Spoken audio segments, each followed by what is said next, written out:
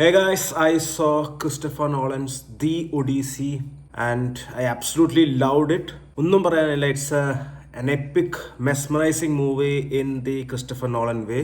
And I absolutely loved the non-linear narrative style which Christopher Nolan used in this movie. നിങ്ങൾക്കറിയായിരിക്കും, Christopher Nolan is a master in the art of non-linear storytelling. അത് തന്നെയാണ് ഇതിൻ്റെ അകത്ത് use ചെയ്തിരിക്കുന്നത്. And he has done a brilliant job എന്നാണ് എനിക്ക് തോന്നിയത്.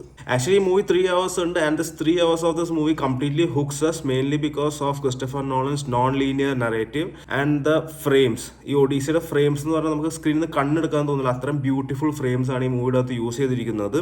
Christopher നോളന്റെ ഇപ്പോഴത്തെ main cameraman ഹോയ്റ്റ് van ആണ് ഇതിന്റെ സിനിമാറ്റോഗ്രഫിയും ഹാൻഡിൽ ചെയ്യുന്നത്. And he has done a brilliant job in that. പിന്നെ ഈ മൂവിയുടെ അകത്ത് എടുത്തു പറയാനുള്ളത് ഈ മൂവിയുടെ മ്യൂസിക്കൽ സ്കോർസ് ആണ്, ഡൺ ബൈ ലുഡ്വിഗ് ഗൊറാസൻ. ആൻഡ് ഇതിന്റെ മ്യൂസിക്കൽ സ്കോർസ് ഓപ്പൺലി പറഞ്ഞാൽ കിഡു സാധനമായിരുന്നു. പല സീൻസ് എലിവേറ്റ് ചെയ്യാനും ആ ഒരു ഫീൽ കിട്ടാനായിട്ടുള്ള രീതിയിലാണ് ഇതിന്റെ മ്യൂസിക് സ്കോർസ് ക്രിയേറ്റ് ചെയ്തിരിക്കുന്നത്.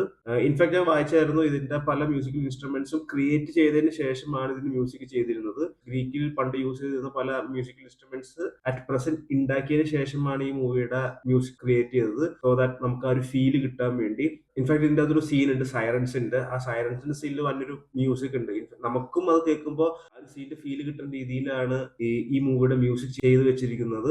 അത്രയും ബ്രില്യൻ്റ് ആയിട്ടാണ് Christopher Nolan actually has picked the technical team of this movie. And yes, Nolan is the master of practical effects. And ഈ മൂവിയുടെ അകത്തും പല കാര്യങ്ങളും പ്രാക്ടിക്കൽ എഫക്ട്സ് ആണെന്ന് അറിഞ്ഞപ്പോൾ ഐ വാസ് റിയലി അമേസ്ഡ്. ഇതിന്റെ അകത്തൊരു സൈക്ലോപ്സിന്റെ സീൻ ഉണ്ട്. ലൈക്ക് റീസെന്റ് ആണ് അതിന്റെ BTS പോസ്റ്റ്സ് ഒക്കെ വന്നിരിക്കുന്നത്. That Cyclops was actually a puppet and he has brilliantly blended it into the movie. Yes, പല ഹിസ്റ്റോറിക്കൽ ഇന്നാക്യുറസീസ് ഉണ്ടെന്നാണ് പറയുന്നത്, ബട്ട് ഓപ്പൺലി പറയാൻ Christopher Nolan has his way of narrating A story.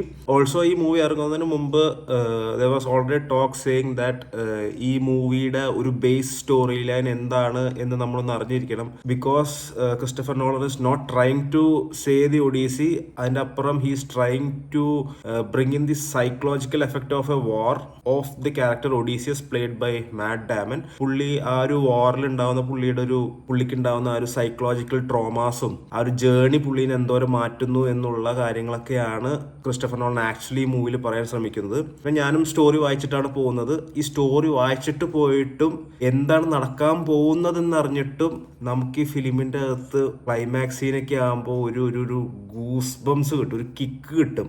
അതൊരു brilliant kick തന്നെയായിരുന്നു.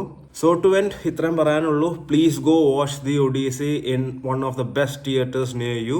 ഞാൻ കണ്ടത് PXL ആണ്. You can go for PXL or IMAX. Because ആ PXL ഞാൻ കണ്ട സമയത്ത് അതിൻ്റെ ആ ഒരു സൗണ്ട് എഫക്ട്സ് നല്ല രീതിയിലാണ് കിട്ടിയത്. ആൻഡ് ഈ മൂവി ട്രെയിലർ ഇറങ്ങിയ സമയത്ത് ഈ ഫിലിമിൻ്റെ ട്രെയിലറിനെ കളിയാക്കിയവരോട് ഇത്രയും പറയാനുള്ളൂ.